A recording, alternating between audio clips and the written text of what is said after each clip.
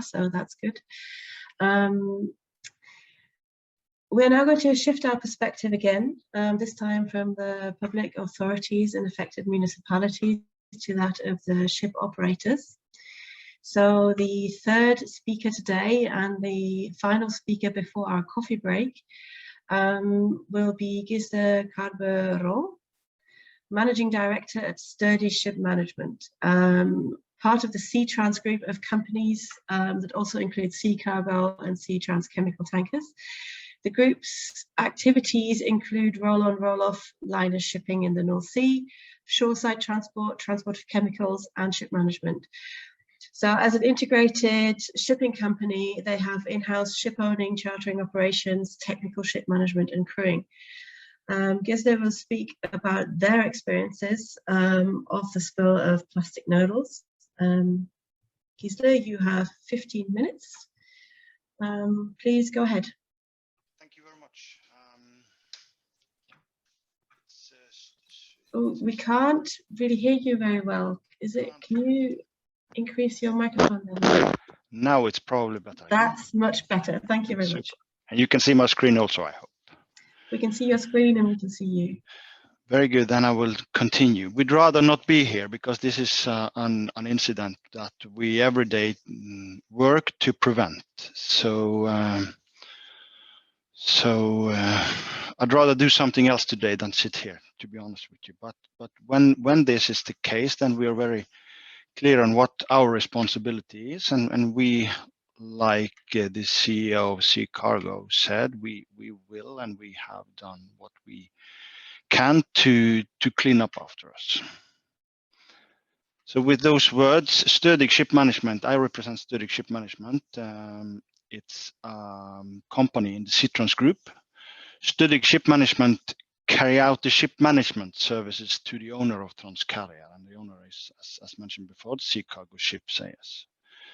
So we're an in-house ship owner, ship management organization, dealing with ro-ro vessels like Transcarrier, but we also do chemical tankers and LPG tankers. So briefly about the company and our role in it is that we, like I said, we do ship management on behalf of the owner, and we follow up when incidents like this happens. Timeline. I will drag you through our timeline and how our view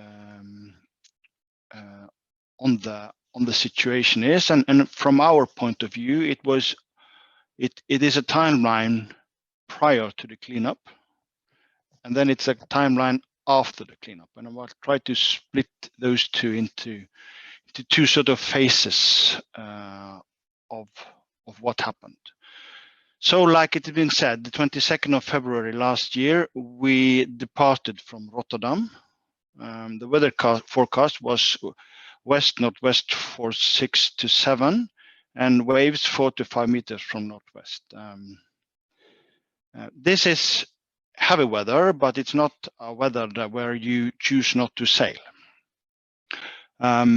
Before we enter into a sailing like this, there is an assessment done on board, where they consider should we do additional measures to secure the cargoes, other things that we need to be aware of. Based on that, the vessel secured cargo with additional lashings, and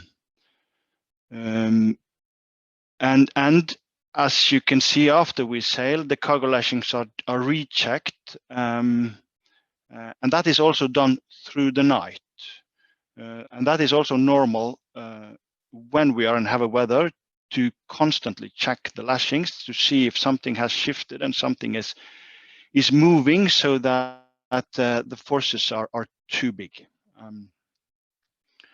That is done during nighttime. Is done like the lamps, the deck lamps are switched on, and we check that all the containers and all the trailers on deck are still secured.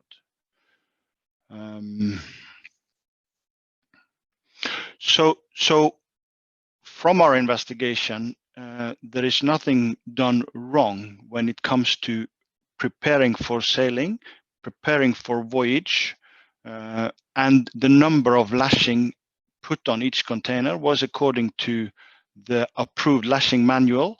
So we haven't found any deviations from our system in that respect. Then during the night at 1:35, the vessel was hit by several large waves, which made the containers shift. What happened then is that the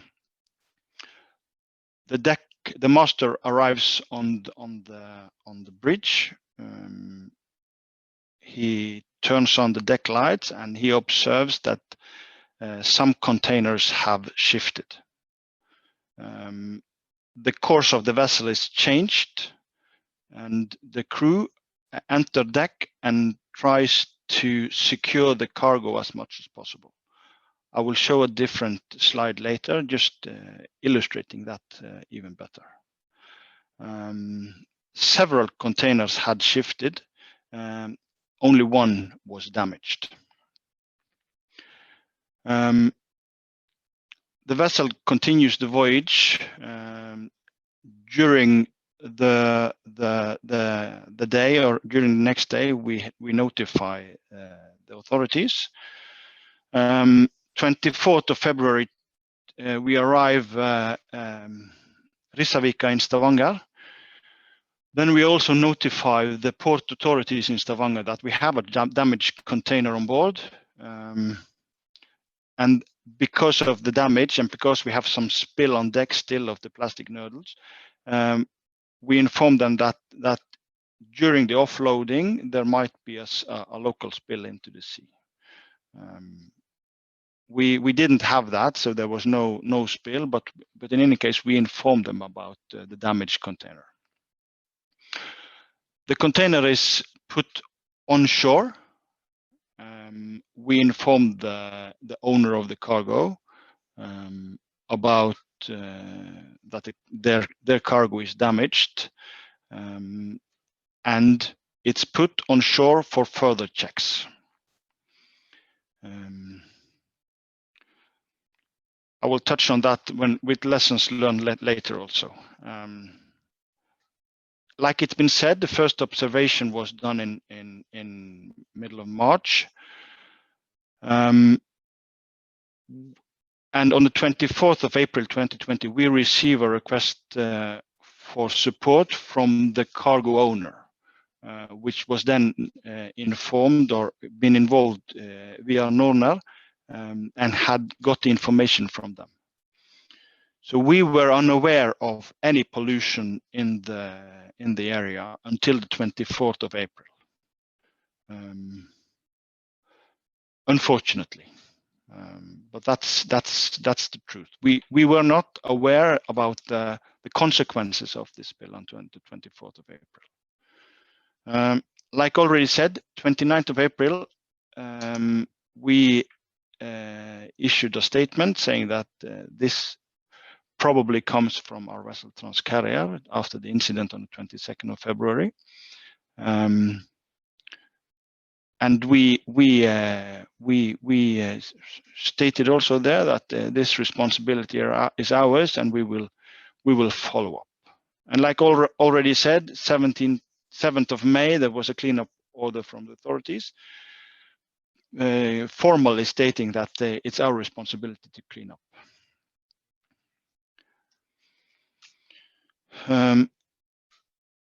On the image on the left side, sorry, you see all the containers and cargo on board that shifted during this waves or stronger waves that hit the vessel. The green one where you have the arrow, that was the container that was damaged. Loading of these vessels are done taking several measures into account. And one of the measures is that we need to protect as much cargo as possible. Some of the cargo on deck here are normal trailers with tarpaulin covers. They are exposed to waves and wind in a much stronger way than a container. So we try to protect those cargoes.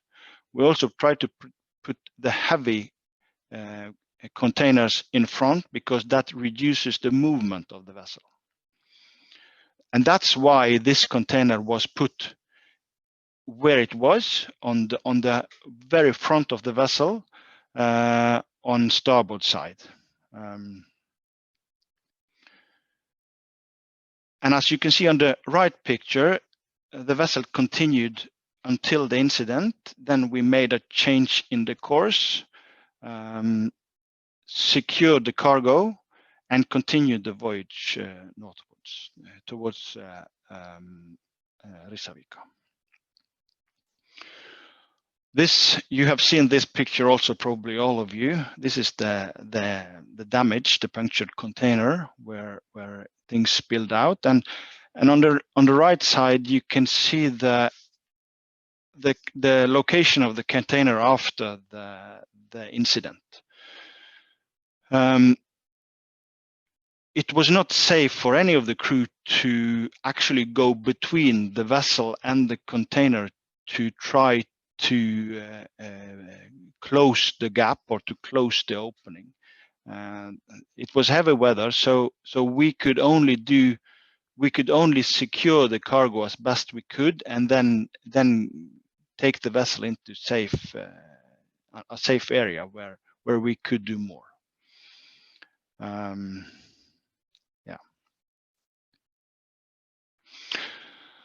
So then, our experiences prior to incident. What could we have done, and what should we work on to prevent this from happening again?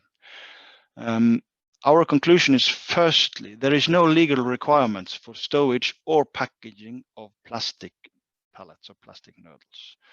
This is handled as a regular cargo. There is no requirement for double barriers. There is no requirement where you should stow it. There is no identification of the pallets as a hazardous material or as a pollutant or anything like that. So this lack of rules when it comes to the carriage of this cargo is definitely something, has definitely an effect or a consequence or a reason for why this happened. Comparing to our chemical tankers, there are a lot more regulations and a lot more barriers in place to prevent spills or pollution from those cargoes. So that's the first learning of ours.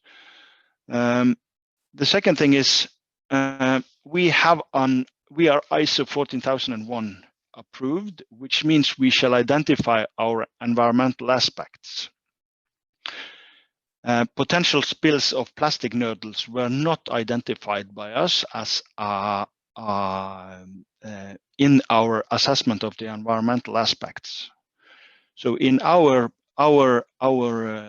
approval, or in our assessment of where do we influence the environment, a potential spill of plastic pellets was not assessed. That is also a contributing factor and something we have learned. Then the third one, there were no specific company procedures for transportation of plastic pellets. We put those containers where it was best from an operational point of view, which I said, front of the vessel where we protect other cargo, and where the stability of the vessel is optimized with regards to the movement of the vessel. So there were no specific, there was nothing said about this. And then we have also looked on what about how we operate, what about our actions, and like I said, this assessment done prior to departure was done properly and according to routines. but we underestimated the possibility of encountering even larger waves. And that is something we work on and always have worked on, and we will continue working on. This assessment that we make during the voyage. Should we change course? Should we slow down? Should we do something else during sailing? And weather can change quickly in the North Sea during winter time, and weather is, as a rule, the weather is bad during winter time. So this ability to make correct decisions during the voyage, that's extremely important and something we constantly work on. Continuing to after the incident, and I have brought two examples is from our contingency log, and the first one, 24th of February, we have written in the log that last sentence, the amount spilled will be estimated on arrival and reported to the authorities. That was never done. The container was put on shore, and then it ended up sort of in a black hole almost, where the cargo owner didn't want to accept the cargo, and the shipper had delivered it. So no one really took responsibility of the container when it was there to check the amount spilled. So it wasn't follow up from our side. Second was 26th of February. Then the contingency case from our side was closed. And that was also a big mistake, because at that time we didn't know the consequences of the spill, and we didn't have the full picture. So the timeline for cleanup, contingency case was reopened, of course, when we learned about this. Norwegian Coastal Administration established a team and took charge on the 7th of May. And then also the cooperation with Oslofjorden Friluftsråd started. And I would like to underscore the importance of this good cooperation with them, and also with the other companies that were involved in the cleanup. It has been, I think it's been a lesson learned for many of the actors here to learn that we need to use the resources available. So this cooperation has been very good from day one. Doesn't mean we haven't disagreed from time to time, but we have always found good and solutions to it. Then the next one, we established together with all the players a technology team to develop methods and systems for how to clean up this. That's also very important, and what we have learned a lot from, to bring the competencies together and to learn. Then we employed a captain, Helge Hals. He was on our on-site involvement from the owner, and he also played a very important role in coordinating our efforts into this case. And then from this period until 31st of May this year, and also continuing today, the cleanup has continued with weekly meetings and follow-up and a lot of discussions. And then the 31st of May it was closed, and but then after the 31st of May we have entered a new agreement with Oslofjorden Friluftsråd saying that if there is anything, we will clean up that also, even if the state order is closed. So to sum up the experiences, the rules must be there. They are not present today.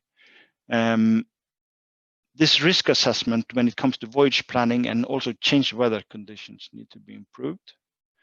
This underestimating the consequence, that's a lesson learned from us and something we take very seriously. Then our experience also the importance to take responsibility and be involved as a responsible party for the pollution. Use the competences that are already there, very important. And also to continue the work to reduce the risk for reoccurrence. And we have also agreed meetings with Ship Owners Association and with authorities to try to develop these rules that we need for establishing those rules, basically. So that's it from my side. Thank you very much.